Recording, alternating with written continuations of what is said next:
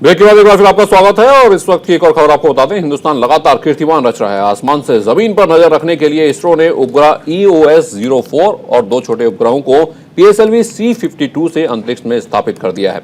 ये उपग्रह अंतरिक्ष से जमीन की तस्वीर खींचेंगे, जिससे आने वाले वक्त में मौसम की सही जानकारी और किसानों को काफी मदद मिलेगी। आसमान से दुश्मनों पर नजर। दुश्मनों की साजिश होगी बेनकाब।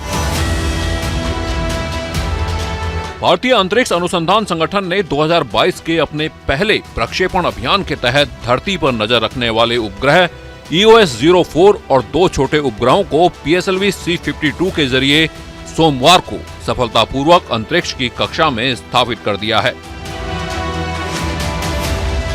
इसरो ने इसे अद्भुत उपलब्धि बताया है। अंतरिक्ष एजेंसी के प्रक्षेपण यान PSLV ने अंतरिक्ष के लिए सुबह 5:59 पर उड़ान भरी और तीनों उपग्रहों को अंतरिक्ष की कक्षा में स्थापित कर दिया।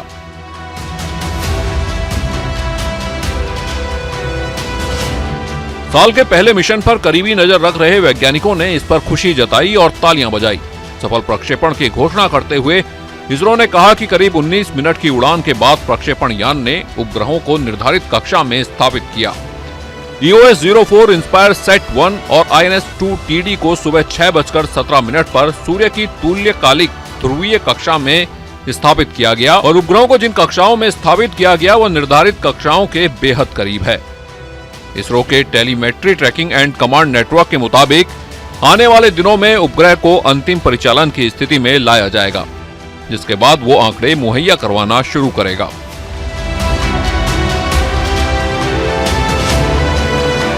PSLV C-52 कुछ दिनों में धरती की तस्वीरें देने लगेगा। इसकी सेवाएं कई सरकारी विभागों का अहम हिस्सा होंगी। इससे पहले आज के प्रक्षेपण के लिए रविवार को सुबह 4:29 पर 25.5 घंटे की उल्टी गिनती शुरू हुई थी। EOS-04 एक रडार इमेजिंग सैटेलाइट है जो कृषि, मौसम की जानकारी, मिट्टी की नमी की जानकारी देगा। इसका वजन 1710 किलोग्राम है। ये उपग्रह 10 साल तक अंतरिक्ष से अपनी सेवाएं देता रहेगा। Bureau report, news India. एक बार भी भारत ने चीन पर डिजिटल स्ट्राइक की है। भारत सरकार ने चीनी ऐप्स पर बड़ा एक्शन लिया है। चीन के 54 संदिग्ध ऐप्स को बैन कर दिया गया है। देखिए रिपोर्ट।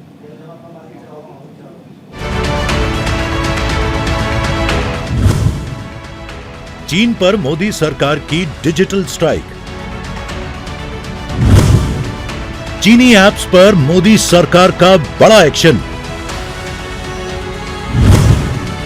भारत ने 54 चीनी ऐप्स पर लगाए प्रतिबंध। कर रहे थे भारत के लोगों की निजता और सुरक्षा में सेंधमारी। रूप बदलकर भारत में रच रहे थे साजिश।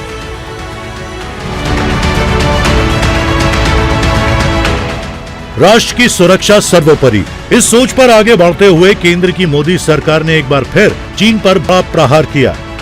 चीन के संदिग्ध मोबाइल ऐप्स पर बड़ा एक्शन लेते हुए सरकार ने 54 ऐसे ऐप्स को बैन कर दिया जिनके माध्यम से भारत के लोगों का निजी डेटा चीन के हाथ लगने का अंदेशा जताया जा रहा था। ऐसे ऐप्स को भारतीय नागरिकों की प्राइवेसी और सिक्योरिटी के लिए खतरा बताते हुए मोदी सरकार ने ये सख्त कदम उठाए।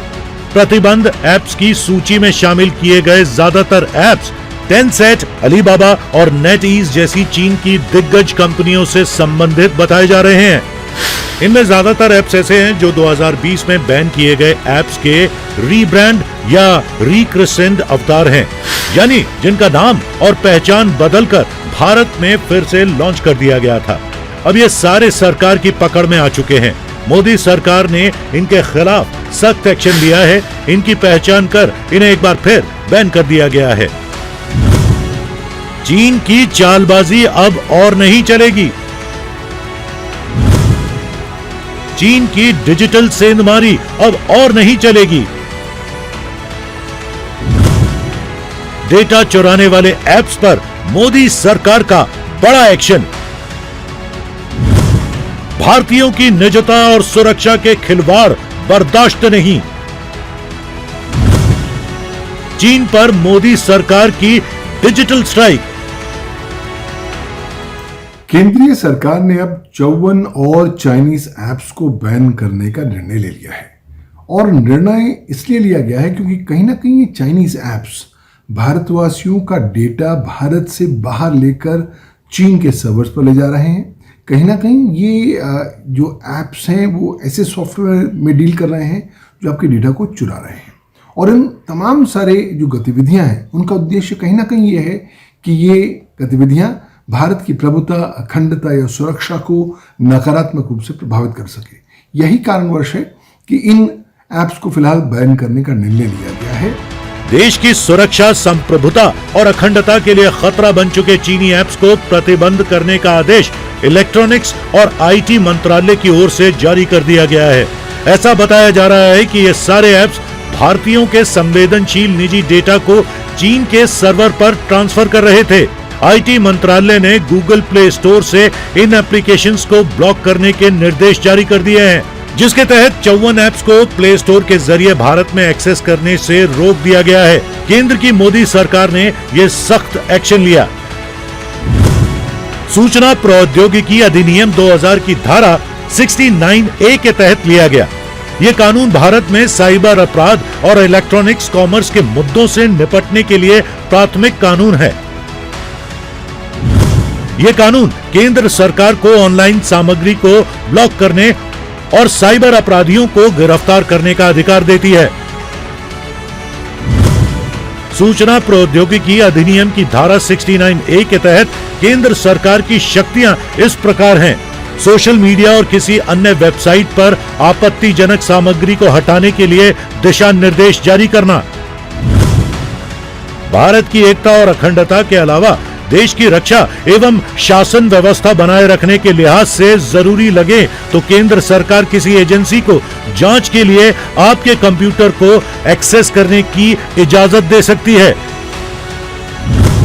यदि संबंधित संस्था या व्यक्ति एजेंसियों की मदद नहीं करता है तो वह सजा का पात्र होगा और इसमें 7 साल तक की जेल की सजा का प्रावधान भी है। सेक्शन 69A जो केंद्रीय सरकार को ब्लॉकिंग की पावर्स प्रदान करता है और ये पावर्स विशिष्ट प्रकार के ग्राउंड्स पर एक्सरसाइज की जा सकती हैं, चाहे वो भारत की प्रभुता, अखंडता, सुरक्षा हो, पड़ोसी देशों के साथ मैत्री संबंध हो, पब्लिक ऑर्डर, डिसेंसी, मोरालिटी या किसी भी कॉग्निजेबल ऑफेंस को प्रिवेंट करने की बात हो। अब क्योंकि ये डेटा भारत के बाहर चीन जा रहा है तो उस डेटा का दुरुपयोग चीन कर सकता है और कहीं ना कहीं इस डेटा के माध्यम से भारत की प्रभुता को और उसके साइबर सॉवरेन इंटरेस्ट को नकारात्मक रूप से प्रभावित कर